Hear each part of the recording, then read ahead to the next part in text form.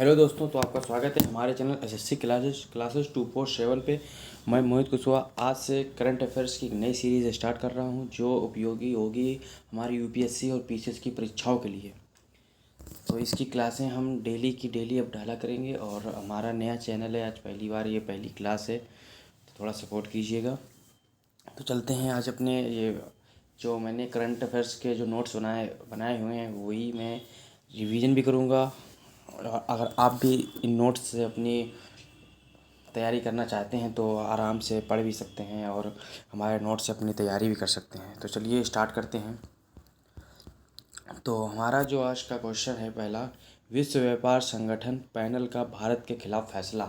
अभी जो हाल ही में एक रिपोर्ट आई है, जो विश्व व्यापार संगठन जो भारत में जो हम लोग व्यापार होता है हमारा, भारत से आयात निर्यात होता है, तो उसमें वो चर्चा में है ना, तो उसी के बारे में एक है। तो हाल ही में विश्व व्यापार संगठन पैनल ने यूरोपीय संघ और अन्य देशों के साथ सूचना प्रौद्योगिकी उत्पादों पर शुल्क संबंधी विवाद में भारत के खिलाफ फैसला सुनाया है। इसकी जो प्रमुख बिंदु हैं, पृष्ठभूमि जो है, भारत का लक्ष्य घरेलू प्रौद्योगिकी विनिर्माण को बढ़ावा देना है और आयात पर अपनी निर्भरता को कम करना है। लेकिन यूरोपीय संघ और अन्य देशों द्वारा इस दृष्टिकोण को चुनौती दी गई है, जिनका तर्क है कि ऐसे उपाय संरक्षणवादी हैं तथा वैश्विक व्यापार नियमों का उल्लंघन करते हैं। ये जो विश्व व्यापार संगठन जो हमारा टाई अप हुआ था, मतलब 1996 में भारत का और विश्व व्यापार संगठन का, कि हम जो भी उत्पाद बनाएंगे उसमें कोई एक लिमिट होगी, तो उसी में तर्क मिला है। वर्ष 2019 में यूरोपीय संघ ने एकीकृत सर्किट मोबाइल फ़ोन और घटकों सहित विभिन्न आईटी उत्पादों पर 7.5% से 20% तक आयात कर लगाने के भारत के फैसले को चुनौती दी है तथा दावा किया है कि ये दरें अनुमत सीमा से अधिक है। जापान और ताइवान द्वारा भी यही शिकायत की गई है। अब आपको बताते हैं, ये जो 7.5 से 20% जो कर लगाया गया है, इस पे विश्व व्यापार संगठन ने रिपोर्ट दी है, मतलब फैसला सुनाया है। मेन मुद्दा यही है। आगे बढ़ते हैं। आदेश एवं निर्माण पैनल का मानना था कि भारत द्वारा सूचना प्रौद्योगिकी उत्पादों पर लगाया गया सीमा शुल्क वैश्विक व्यापार नियमों का उल्लंघन है। जो भारत सरकार ने कर लगाया है वो वैश्विक व्यापार नियमों का उल्लंघन करता है। इसका मुख्य उद्देश्य उन उत्पादों को रचना प्रौद्योगिकी समझौतों की शर्तों के साथ असंगत होना माना जाता है। आईटीए एक वैश्विक व्यापार समझौता है जिसका उद्देश्य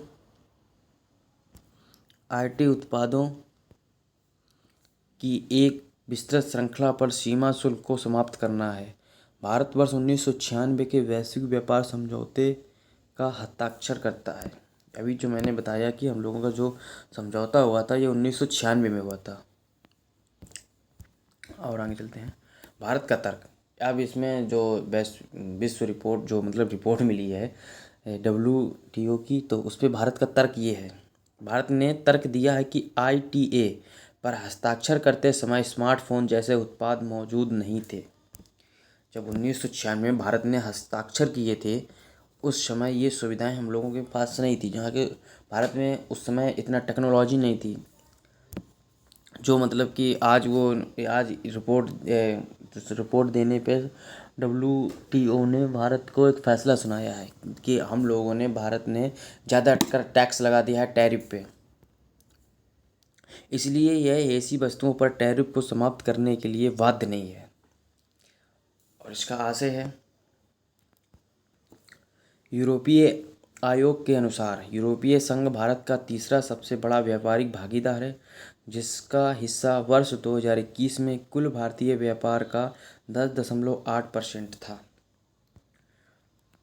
यूरोपीय संघ और अन्य देशों द्वारा प्रस्तुत चुनौती के चलते भारत को आयात शुल्क कम करना या समाप्त करना पड़ सकता है। इसका भारत के घरेलू विनिर्माण क्षेत्र पर प्रभाव पड़ने की आशंका है। विश्व व्यापार संगठन के निर्णय के बाद भारत के पास विकल्प क्या है? विश्व व्यापार संगठन ने तो अपना निर्णय सुना दिया, अब भारत के पास दूसरा विकल्प क्या है? भारत के पास आईटी टैरिफ पर डब्ल्यूटीओ के फैसले के खिलाफ अपील करने का विकल्प है, लेकिन यदि भारत अपील करता है तो मामला कानूनी उत्पीड़न के तहत माना जाएगा, इसलिए कि डब्ल्यूटीओ की शीर्ष अपीलीय पीठ न्यायाधीश नियुक्तियों के अमेरिकी विरोध के कारण अब कार्य नहीं कर रही है। अब आपको बताते हैं डब्ल्यूटीओ विश्व व्यापार संगठन क्या है। यह 1995 में अस्तित्व में आया। विश्व व्यापार संगठन द्वितीय विश्व युद्ध के मद्देनज़र स्थापित टैरिफ और व्यापार पर सामान्य समझौते का उत्तराधिकारी है। इसका उद्देश्य संभावित व्यापार प्रवाह को सुचारू रूप स्वतंत्र बनाने की मदद करता है। इसमें 164 सदस्य देश शामिल हैं। विश्व व्यापार इनकी 98% की हिस्सेदारी है। इसे GATT कैट के तहत आयोजित व्यापार वार्ताओं या दौरा की एक श्रृंखला के माध्यम से विकसित किया गया था। गैट बहुपक्षीय व्यापार समझौतों का एक समूह है जिसका उद्देश्य कोटा समाप्त करना है और अनुबंध करने वालों देशों के बीच टैरिफ शुल्क में कमी करना है। डब्ल्यूटीओ का सचिवालय जिनेवा स्विट्जरलैंड में है, मतलब हेड ऑफिस, हेडक्वार्टर। इसका हेडक्वार्टर जिनेवा स्विट्जरलैंड में। विश्व व्यापार संगठन मंत्री स्तरीय सम्मेलन, यह विश्व व्यापार का शीर्ष है तथा निर्णय लेने वाला निकाय है। आमतौर पर हर 2 वर्ष में इसकी बैठक होती है। और इसका एक दूसरा क्वेश्चन, विश्व धरोहर दिवस, ये भी चर्चा में क्यों है बताते हैं। स्मारकों और स्थलों पर अंतर्राष्ट्रीय परिषद ने वर्ष 1982 में 18 अप्रैल का दिन स्मारकों एवं स्थलों हेतु अंतर्राष्ट्रीय दिवस के रूप में घोषित किया, जिसे विश्व धरोहर के रूप में जाना जाता है। इसकी थीम है धरोहर परिवर्तन। 2023 की जो थीम है वो है धरोहर परिवर्तन, जो जलवायु कार्रवाई में सांस्कृतिक विरासत की भूमिका एवं कमज़ोर समुदायों की रक्षा में इसके महत्व पर केंद्रित है। आपने देखा हो कि जो हमारे यहाँ स्मारक हैं और मतलब प्राचीन समय में जो मंदिर बने या कुछ ऐसे भवन है जहाँ पर आपने देखा होगा कहीं कोई नाम लिख देता था या कुछ भी बना देता था, तो उसकी मतलब सिक्योरिटी के लिए, उसकी सुंदरता कायम रखने के लिए एक ये नियम निकाला गया था। भारत में धरोहर स्थलों की स्थिति। भारत में वर्तमान 40 यूनेस्को विश्व धरोहर स्थल मौजूद हैं, जिसे विश्व में 6ठा स्थान प्राप्त है। पूरे विश्व में धरोहर में 6ठा स्थान प्राप्त है, जिसमें 32 सांस्कृतिक, 7 प्राकृतिक और 1 मिश्रित धरोहर जो कंचनजंगा है। लास्ट क्वेश्चन है हमारा तीसरा, भारत की निर्यात क्षमता। भारत की निर्यात क्षमता, जो भारत निर्यात करता है, ये भी चर्चा में है, बताते हैं। भारत में गुजरात का जामनगर शीर्ष निर्यात जिला है। इसने वित्त वर्ष 2023 जनवरी में मूल्य के संदर्भ में भारत के निर्यात में लगभग 24% की भागीदारी की है।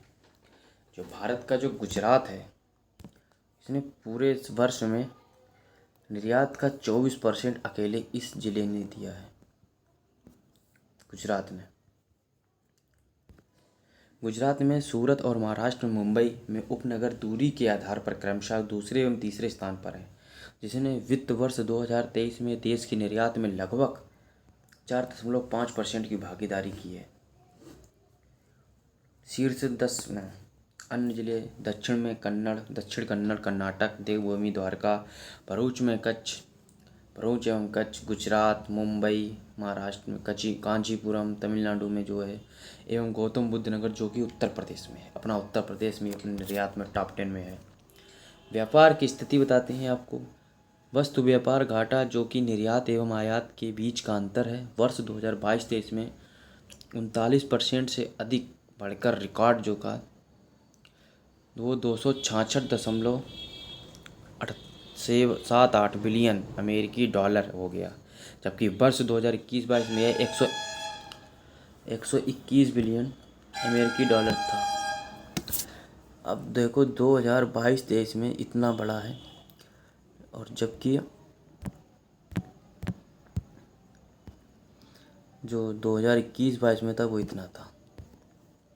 चलिए आगे देखते हैं। वर्ष 2022-23 में व्यापारिक वस्तुओं का आयात 16.51% बढ़ा, जबकि व्यापारिक निर्यात 6.03% बढ़ा है। हालांकि सेवाओं में व्यापार अधिशेष के कारण कुल व्यापार घाटा वर्ष 2022-23 में घटकर 122 बिलियन अमेरिकी डॉलर हो गया, जो वर्ष 2022 में 83.53 बिलियन अमेरिकी डॉलर था। भारत के प्रमुख निर्यात क्षेत्र। इंजीनियरिंग वस्तुएं वित्त वर्ष 2022 में 101 बिलियन अमेरिकी डॉलर मूल्य के साथ इन्होंने निर्यात में 50% की वृद्धि दर्ज की है। वर्तमान में भारत में सभी तरह के पंपों, उपकरणों, कार्बाइड, एयर कंप्रेसर, इंजन और जनरेटर के विनिर्माण से संबद्ध बहुराष्ट्रीय निगम उच्च स्तर पर कारोबार कर रहे हैं और आधिकारिक उत्पादन इकाइयों को भारत में स्थानांतरित कर रहे हैं। कृषि उत्पाद मतलब वो हुआ है, उसका कितना हिस्सा है। महामारी के बीच खाद्य की वैश्विक मांग की पूर्ति के सरकार के प्रोत्साहन से कृषि निर्यात में उछाल आया। भारत 9.65 बिलियन अमेरिकी डॉलर मूल्य की चावल का निर्यात करता है, जो कृषि हिस्सों में सर्वाधिक है। भारत चावल का निर्यात सर्वाधिक करता है कृषि क्षेत्र में। वस्त्र एवं परिधान।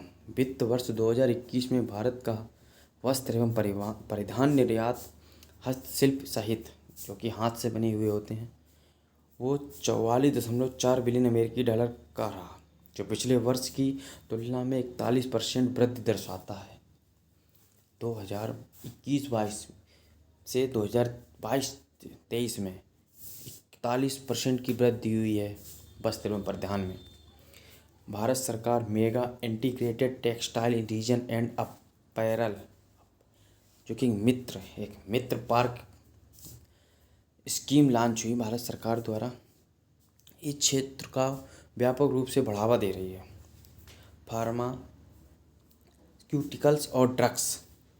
भारत मात्रा के हिसाब से दवाओं का तीसरा सबसे बड़ा उत्पादक देश है और जेनेरिक दवाओं का सबसे बड़ा आपूर्तिकर्ता है। भारत अमेरिका की लगभग 40% और यूके की सभी दवाओं के 25% की आपूर्ति करता है, तथा भारत अफ्रीका की जेनेरिक आवश्यकताओं के 50% से अधिक दवाओं की पूर्ति भी करता है। तो आज का सेक्शन हमारा पहला था, थोड़ी गलती भी हुई है। धीरे धीरे इसमें सुधार आएगा और अच्छी अच्छी क्लासें लाते रहेंगे, ऐसे डेली क्लासें लाएंगे। तो बने रहिए हमारे चैनल में। अगर आप हमारे चैनल पर नए हैं तो प्लीज़ लाइक एंड सब्सक्राइब कर दीजिएगा। धन्यवाद।